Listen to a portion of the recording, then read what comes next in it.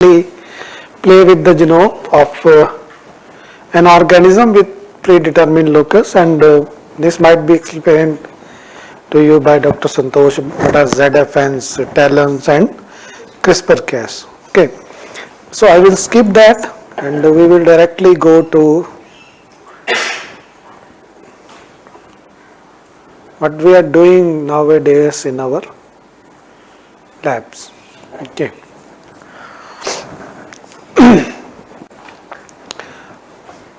So, Dr. Santosh will come today. So, they were the first in India who published a paper on genome editing in India in wheat. Might be he has told that. And then we started working, because me and Dr. Santosh, we are working together from so many years. So we write grants together, and we write a grant for, earlier I was working on genome editing in potato with CPRI Shimla. Then we write a grant with Dr. Santosh on nutritional improvement of potato. And then we designed a protocol for transformation of potato using hairy root system for CRISPR based editing. I think it was in 2022. So this I have already explained yesterday, and we will directly go to potato. Okay. So potato, we know that it's very common crop available across the world, and all of us, we like potatoes. And potatoes, they are rich in starch, vitamin C, B6, niacin, thiamine, phosphorus, zinc, magnesium, potassium, but they have very low iron content. And in India, iron deficiency is a big problem. Okay. And again, potatoes, they are tetraploid that we consume in India, and across the world, tetraploid potatoes, they are mainly used for consumption. And then another project we were working on was to create true potato seeds, that production of seeds without involving the process of meiosis. So that is some other project. The INA is doing that work. Henny is doing iron work. Henny has already completed his PhD. Now, in India, potato is the main commercial crop grown in the subtropical region, mainly in Haryana, Punjab, Uttar Pradesh, Rajasthan, Madhya Pradesh in India. And it is the second largest potato producing country. Okay, and potato is mostly grown in India in Uttar Pradesh, West Bengal, Bihar, Gujarat, MP, Punjab, Haryana and Himachal Pradesh, and Punjab contributes to the 6% of total production of potato in India. Okay, so we are mainly working on Kufri Jyoti variety and Chipsona that has a cycle of 120 to 150 days. And potatoes, they are produced in winters and consumed throughout the year using the cold storage. Okay, in some areas the potatoes are grown twice, and that you can also do. So in our lab we are working on production of true potato seeds and nutritional improvement of potato. Okay, so what I will show today is mainly done by Henny. So iron is essential micronutrient required for the growth and maintenance of plants, and optimal level of iron is important to plants, because iron also plays an important role in plant development also, like it is involved in various biochemical processes like photosynthesis, DNA synthesis, chlorophyll synthesis and respiration. And also the plants they utilize iron by uptaking it from the rhizosphere or from the soil. Okay, so there is a complex mechanism that controls this iron homeostasis in plants, and a number of transcription factors, they are involved in homeostasis in the plants. And in literature, this pi gene from Arabidopsis, it is known to regulate the iron homeostasis under iron deprivation conditions, and we found that this BHLH47 is the homologue of this pi gene in potato. And in rice earlier, the same BHLS gene was shown to have high expression in the case of iron deficiency. Okay, so the overexpressing BHLH lines of rice, they were hypersensitive to low iron, and the genes induced by iron deficiency, they are inhibited in these plants. So we explore the use of this CRISPR technology to increase the iron contents in the plants. So for this we used two different approaches. So first we try to characterize that this BHLH47 is having role in iron homeostasis. So we first did the transcriptional suppression of this gene by using CRISPR-D-Cas9, dead Cas9. Okay. So Dr. Santosh Pai have told you we have different variants of Cas. Okay, normal Cas, then D-Cas, and one another Cas where there is a single mutation. So they produce nick instead of cut. So this D-Cas9, it binds to the target region, but it never cuts. Okay.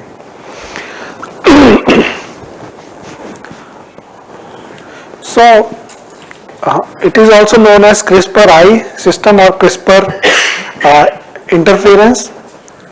So this is used for transcriptional repression of a gene. So in this, the dead Cas9 is fused with the effector domain and a guide RNA which precisely binds to a target site within the promoter to suppress the transcription. So it basically blocks the transcription of a gene like we did for RNAi. And we have various repressor effector domains that can be fused with dead Cas9, but this one, triple associated box, is one of the most effective ones. So we fused it with the D-Cas9. So this was used only in animals but not in plants. So we were the first to use this dead Cas9 crab complex in the plants. So what we did, we retrieved the homologue of BHLH47 from the tobacco and analyzed its domains, and finally we targeted one BHLH47. Okay, and also studied the gene structure, that it has 4 axons, rest of the introns, and then we selected the promoter region of this BHLH47. So we analyzed 1 kb upstream region of this BHLH47 and tried to find out the various regulatory elements in this promoter fragment. Okay, so then we try to find out the targets where we can bind our guide RNA complex. So a total of 30 possible target sites were identified in the 500 base pair upstream region starting from the start codon, and after analysis we selected 420 base pair target sites located at +19, +111, +232 and +35 regions of the promoter, and then we designed a vector like shown in the A picture, PHSM6101 vector containing guide RNA, dead Cas9 crab and HP22 as a selector markers and regulated by their promoters. The dead crab gene is under the control of CAMV35S promoter, and guide RNA is controlled by the Arabidopsis U6 promoter. So you can see the target sites for this. And then after infecting the tobacco,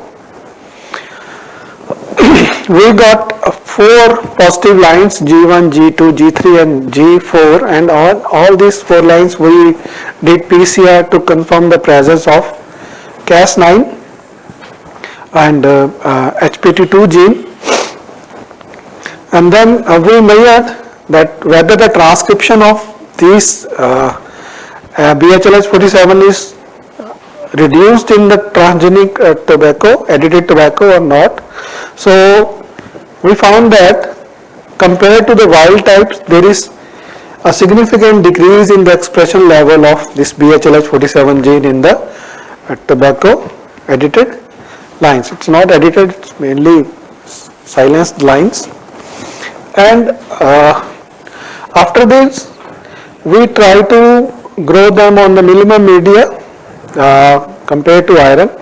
So you can see here that the line G1, it was growing very healthy on iron plus and iron minus medium compared to the wild type, and the plant was also larger in size. Okay, so we did this for all four different kind of the plants that we generated in G1, G2, G3 and G4, and all were showing better growth in the presence of iron.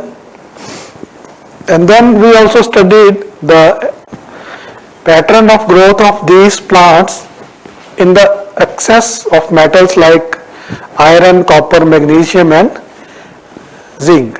Okay, so in all these cases, all these lines of tobacco, they were growing very good when we compared them to the wild type. So they were somehow accumulating these metals very effectively, efficiently in their system. So there was no ill effect or drastic effect of these metals on the health of the plant. Okay, so we also observed that in the plantlets we have increased leaf width, root length and weight compared to like in G1 we have more weight size compared to the G2 plants, and then we did our experiments on the G1 state. And then we also measured the level of the iron, copper, magnesium and zinc in all these lines compared to the wild type, and you can see here that in all the lines we have increased content of iron, copper, magnesium compared to the wild type. So this was essential to prove that this BHLH47 is basically negative regulator. So when we silence its expression, more and more metals they enter into the plant. Then we did pulse staining. Pulse staining is done to check the accumulation of irons, and if you get more blue color in the roots, that means it has more iron content. So you can see here we have a more blue color in the roots in the edited lines compared to the wild type lines, so that directly show that you have more iron in the roots compared to the wild type plants. And then we also studied the expression of the genes that were directly controlled by BHLH47, so that the genes below that whom this BHLH47 was regulating, so once the expression of BHLH47 was down, so they start the expression of these genes, they start going up to certain extent. Okay. And then when we confirm that this BHLH47 is basically a negative regulator of iron in the plants, so then we shifted to our main crop potatoes, and there we, instead of doing the repression of expression, we basically did the genome editing. We cut the genome of the potato and silenced this BHLH47. So again, similarly in potato we did the sequence retrieval of BHLH47 gene, and we almost retrieved 70 different genes when we compare the sequence with different species of solanum, tomato, capsicum, nicotiana, coffee and other plants. Okay, and then we did the domain analysis, phylogenetic analysis, everything that has to be done to confirm that whatever the gene we are targeting is good one. So finally we selected one BHLH47, and then we did the target prediction for gene editing in that lines, and a total of 32 probable target sites were identified. And after the analyzing the off targets, the target sequence T9 mentioned here, it was selected for the cutting. So then we make this duplex containing Cas9 guide RNA into the PHSE401 vector, which was under the control of A2U6 promoter as shown in the figure to transform the potato plants. And then after transformation, we raised the plants and did the confirmation of transgenic line by doing PCR of role B, HPT2 and Cas9 genes, and the ST-BHLH47 was also cloned from the transgenic sites to check whether the editing has been done. So then after cloning, we sent our samples for sequencing, and we got 4 lines compared to wild type. So they have deletions that are present, that are shown in these lines in this. So we have 4 lines that were edited and showed some deletions. Okay, so the 2 lines they showed more than 2 base deletion, but line 5 and line 6 they showed only 2 base deletion, and that was confirmed by sequencing. And then after confirmation, we regenerated these lines and start producing this line and did analysis of these lines. So in general studies, we find out that in the knockdown line of ST-BHLH47, we have deformation in the trichomes, both in the iron plus and iron minus medium. So there was something that happened to the trichomes. Then trichomes of wild type plants grown on iron free medium were long and scattered across the stem. However, in the edited lines, when they are grown into iron free medium, the trichomes were short and thin compared to the wild type, which was not reported earlier. So this was the effect on the trichome length and size.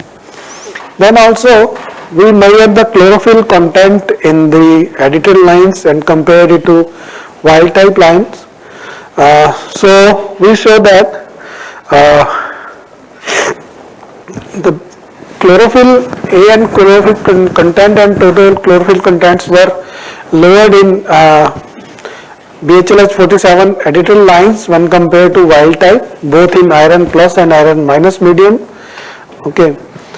However, the chlorophyll content decreased in iron free conditions both in wild type and the mutant plants. So then we also measured the carotenoid contents. So mutant plants, they have lower carotenoid contents when compared to the wild type plants. And then we did the gene expression analysis of the genes that was controlled by this BHLH47. So we have more expression of the genes that are involved in uptaking of the iron from the soil. So when you suppress BHLH47, so somehow BHLH47, it was suppressing the expression of the genes that helps in uptake of iron from the soil. So when BHLH47 knocked down, so we have high expression of these genes, and then we have high uptake of iron from the soil. So this we confirmed with the ferrous chelate reductase activities also, which was also high in the edited lines. Then we also compared the gene expression of all these genes, which was high in the edited lines.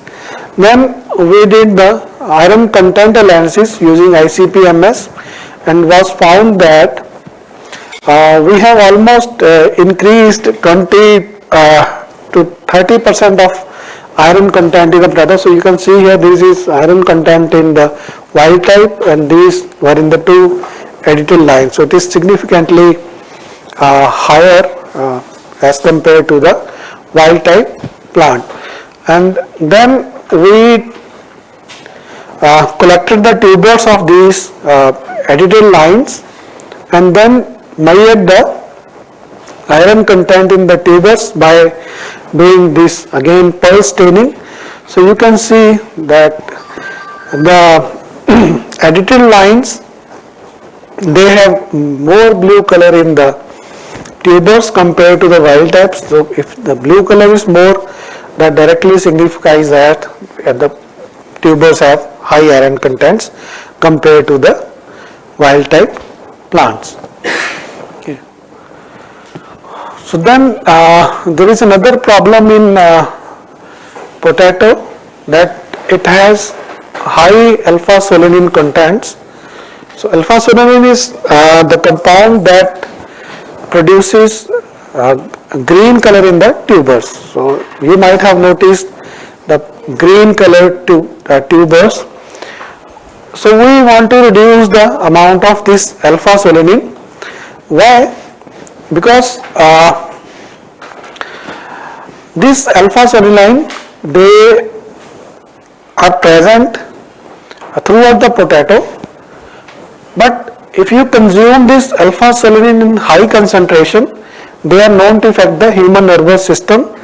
They inhibit the activity of acetylcholinesterase and butyrylcholinesterase and may lead to poisoning. So if you keep on eating green tubers for long time, it will destroy your nervous system. Okay. Now this alpha solanine is present in all parts of the plant because it has some antifungal properties. So plants need that, but humans don't need that. Okay, so you want to avoid the green colored potato. So whenever you are eating potato, make sure that you are not eating any green potato. So normally what we do in our homes, we simply cut the green portion and throw it away. Okay, so next time be more careful when you eat the green potatoes. Try not to eat that, throw it, because if it start producing in potato at some level, it might be present in the other. Then a concentration of more than 200 mg per kg of fresh edible tuber is regarded as unsafe for human consumption. So we find out the cluster of genes which are responsible for controlling this SGA biosynthetic pathway that is present across the potato genome. And finally, we selected one gene, 16 DOX, that is involved in hydroxylation of cholesterol at C16 alpha position in SGA biosynthetic pathway. Okay. So we want to silence this because this gene is directly involved in the synthesis of solanine. So if you have high solanine content in the potatoes, so you will also feel the bitter taste of potato. So again we did the complete analysis of 2 ODD family to which this 16 DOX belongs. So we identified there is huge number of 2 ODD genes in potato spread across entire genome of the potato. 205 we precisely identified here, and they were spread on the all 12 chromosomes of the potato with large clusters on chromosome 2, like you can see here. There is a large cluster. A total of 139 duplicated genes were identified in potato genome, that showing that 67% of these ODDs they originated through duplication events. And then finally we selected 16 DOX out of these 205 on the basis of sequence similarity with other 16 DOX. Okay, and then we cloned it and sequenced it and then did analysis for target sites prediction, and again we find 29 putative targets that can be targeted with minimal or no off targets for editing, and finally we selected one T8 that is at the beginning of this gene for silencing. Okay. So again we Design the same PHSE 401 vector under control of U6 promoter, transform the potato lines, and did the PCR amplification of the genes and send it for sequencing. So we did lots of transformation in potato and lots of sequence analysis, but somehow we were not able to find out the deletion of the fragment. But in some lines we find the substitutions, like you can see in this orange color. So you have substitution of the bases instead of deletion or addition of the bases. So when we do it many number of times, then we selected that go ahead with this line and see what is the effect of the substitution on the alpha solanine contents in the potato. Okay, so but when we measure the alpha solanine contents, so this line 14 and line 19, they were showing almost or more than 50% reduction in the solanine contents, and line 47 it has increased solanine content. So somehow this line was making the protein more active, and these two substitutions it decreased the activity of the protein. So then we proceeded with line 14 and line 19, and then after doing this analysis, we shown that we have decreased the solanine contents up to 14% and 19% when compared to the wild type. Okay, in this line 28 and 51, but in line 14 and 19 it was more than 50%. So from these studies, like we have done various publications. This was last year, and we have recently published a paper in Plant Science that is on the tobacco. All these, they were based on these studies done by Hani and Aina on editing in the potato. One more thing that we are doing in potato is reduction of acrylamide contents. The acrylamide, we know that it is very harmful compound. Okay, we make paste gels using this acrylamide, and when you make the paste gel, if you can read on the box, it's written that acrylamide is highly toxic. So wear gloves and mask if you are handling that acrylamide. But very few of us know that once you fry the potato, there are some metabolites in it. When you fry these metabolites, they are converted into acrylamide. So you have a problem of acrylamide formation in the fried potatoes. So all over the world, people, they are trying to reduce the acrylamide contents in the potatoes, because more and more people do like to eat the fried potatoes in the form of French fries or chips, और हमारे यहाँ तो भुजिया वजिया भर भर के खाते हैं, ठीक है. So these are all fried product of potato. So Aina is doing the reduction of acrylamide contents in potatoes. She has generated some lines. She has yet to done the ICP-MS analysis and other analysis to show that the acrylamide contents are low.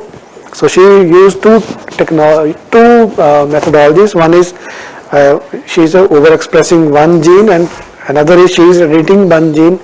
So on both the genes, she want to study the effect of these overexpression or edited lines on the formation of acrylamide contents in the potato. Okay.